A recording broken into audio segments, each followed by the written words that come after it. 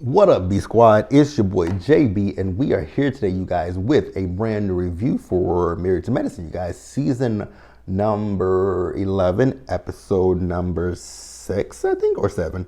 It's 7. So this episode was titled Mean Girls Gala.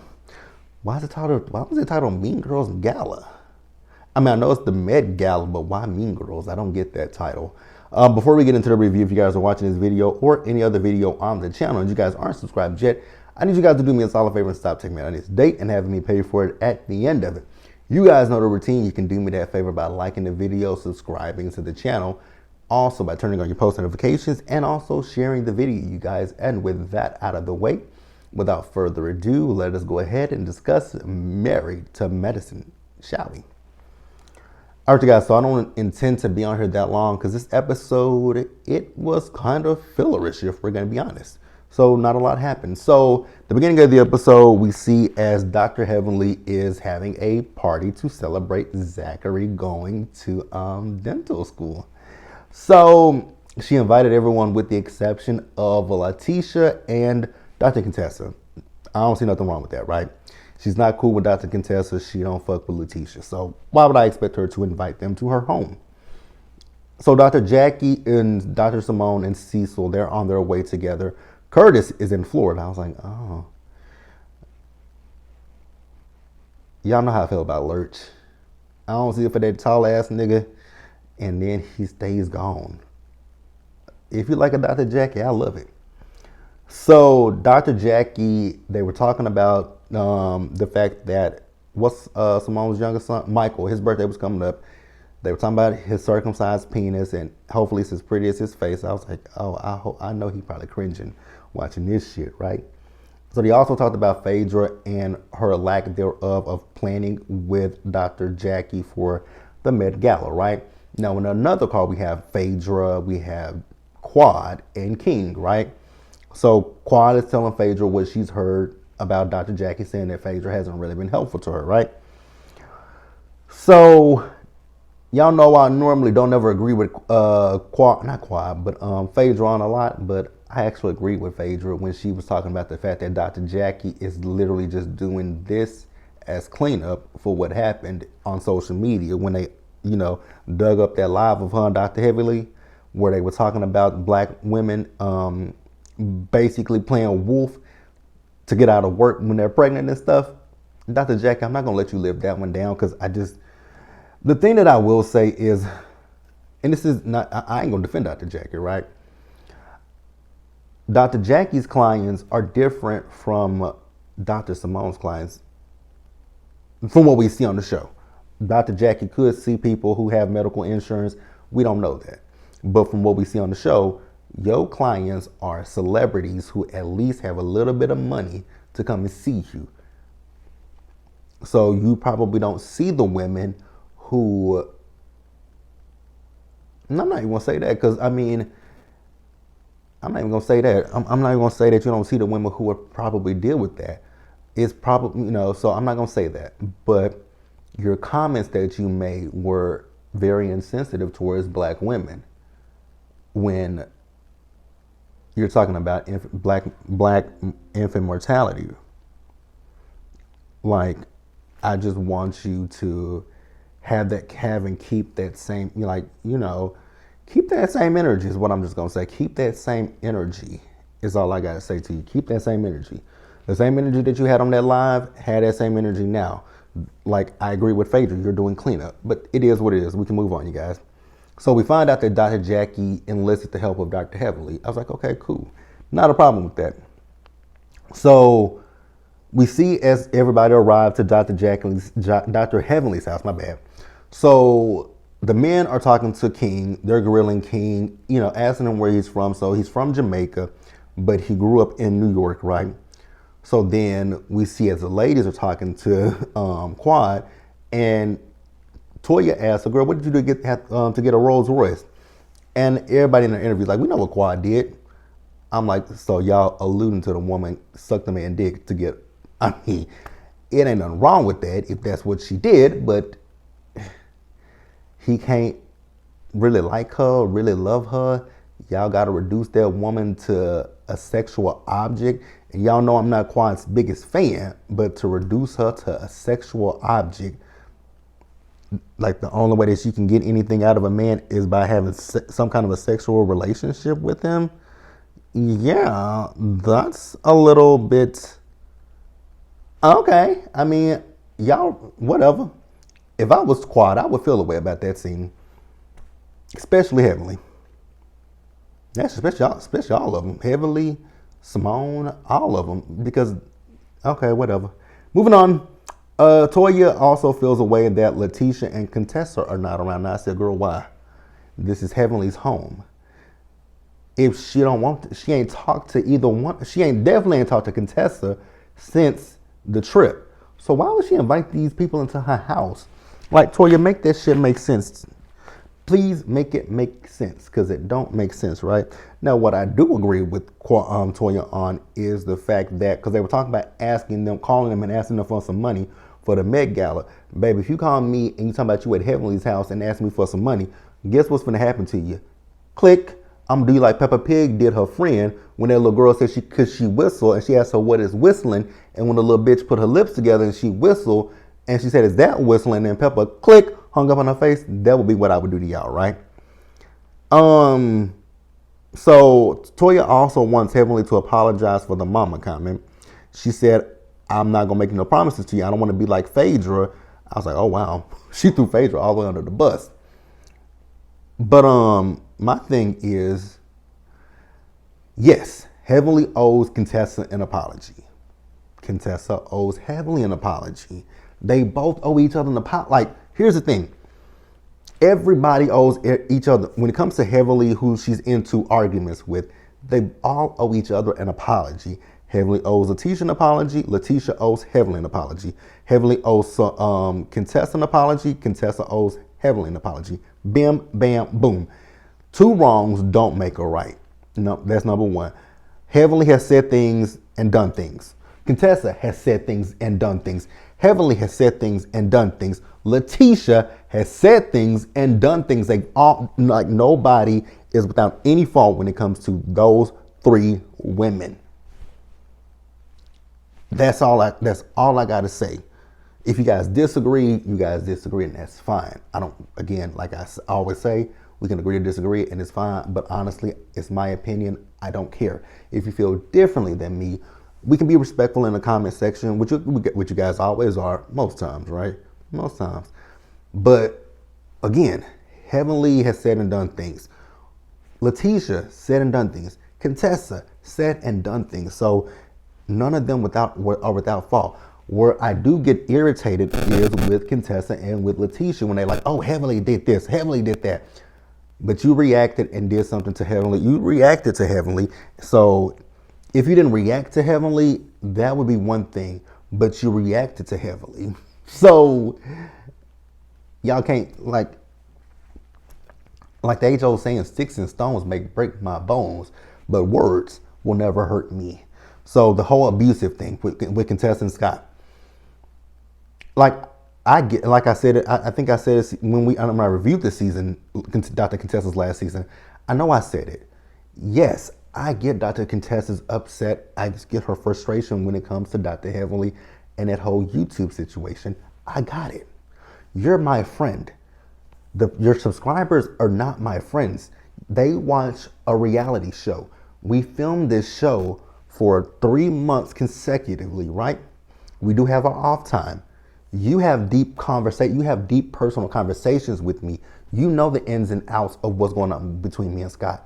The producers can take what I said, they can twist it, they can flip it, they can edit it.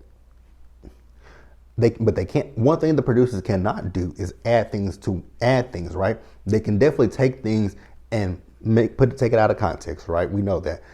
They have Frankenbites, right? They can take the audio of something that you said, but not show your lips moving, right? So they can do a lot of manipulations when it comes to the show. I'm getting off of that subject, but you guys get where I'm coming from. Yes, I get Dr. Heavenly has said and done things, but so has Dr. Contessa, right? So has Letitia. Now, Phaedra, the fact that you call them women bitches, I felt the way about that. when Dr. Heavily threw you under the bus about pledging, promising $100,000 for this Met Gala.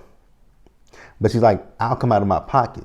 Phaedra, let's just keep it real with one another. Yes, you're an attorney, but are you currently practicing law? Do you practice the law? Yes, you do mortuaries. You work at the morgue, right? Is that bringing in a lot of money? I know that, funerals cost a lot of money. I do know that. But is it bringing in a lot of money, right? Because let's not sit here and pretend like once you left Real Housewives of Atlanta that you weren't going to any and every reality show that would have you on there. Let's not pretend like you didn't do that, because you definitely went over there to WeTV to Marriage Boot Camp with that guy from, he was an actor too, that y'all was supposedly in a relationship. So let's not act like you didn't go to Marriage Boot Camp after you left Real Housewives of Atlanta. Let's not pretend like you haven't been, like I said, let's just not pretend like you haven't been on any and every reality show that would have you up until, Marriage Boot Camp, The Real Housewives Ultimate Girls Trip Seasons 2. Girl, did you get paid for that last season that you did of Ultimate Girls Trip? Because, we know we're never going to see the Morocco trip. Oh, girl, is that why you offered that trip to Morocco? With the hotel, with no flight? We'll get to it in just a minute. But yeah, I don't know why she called them bitches, because I was kind of taken aback by that. So then, this is where we found out that Lurch is in Florida. Dr. Jackie, that man plays on your top all the time. Girl, it couldn't be, wouldn't be, and damn sure it would never be me. So we see as Letitia went over to Phaedra's house, Phaedra, you and this fake lesbian, like, girl, you touching her titties and laying on her titties, talking about a baby would love that. Letitia, what is this outfit you got on, beloved? You always try to shade the girls about being old, but the way you dress is old, and you look like you're in the same age bracket as these ladies. So, now wrong thing. Wrong person. Phaedra, why are you telling Letitia what happened at Heavenly's party? She wasn't invited. So, Letitia, when it comes to Dr. Heavenly, like I've said plenty of times before, Dr. Heavenly is a grown-ass woman. She gonna say what the fuck she want to do. She gonna do what the fuck she want to do. Jackie can't control her. She's a grown-ass woman. So if she want to say whatever she want to say, she's gonna say it. Like, my God, today. Y'all get on my nerves with that dumb shit. Phaedra, you feeling the way that you saying Dr. Jackie didn't text you, but she said she texted you when you were in that scene with her last week, and you talking about you got a lot of unread text messages and phone calls. So that goes towards you. Do you not have her number saved in your phone? Like, something ain't adding up, but okay, whatever. And again, Letitia wants an apology from Dr. Heavily. Girl, you guys have given as good as the other can give, right? Heavily has said something, return serve back to you, and you return serve back to her. Y'all both owe the other an apology. Heavily don't owe you no apology single-handedly. It's not like Heavily just say, oh, I apologize to you, Letitia, and that be the end of it. Or, oh, I apologize to you, Heavenly. That's the end of it. I apologize. But and here's the other thing. If you guys even mean the apologies, that's number two. Number two, if you guys even mean the damn apologies, because y'all both owe each other an apology. Period, point blank. End of discussion. Moving on. So we get to the Met Gala, you guys. So we found out the Phaedra didn't come through, which is not a shock to me and shouldn't be a shock to you guys, right? So I tweeted this last night, and I woke up this morning to people asking me, like, what am I talking about? Because I tweeted last night, like, when are we going to be introduced to the new doctor? And some people, only one person on my timeline knew what I was talking about, and that's Lionel from LTV Productions, because it's 7 episodes, and we're just now we really weren't even really 100% introduced to Dr. Mimi, because Dr. Mimi was semi-introduced in this episode as Letitia's friend. I was like, wow, her second season, is she already introducing a friend? So Dr. Mimi is married to her husband, who's an ex-football player. She's a physician, she's a psychiatrist, so she knows Dr. Gregory. I was like, okay, cool. It took 7 fucking episodes for us to get introduced to this lady. 7 episodes.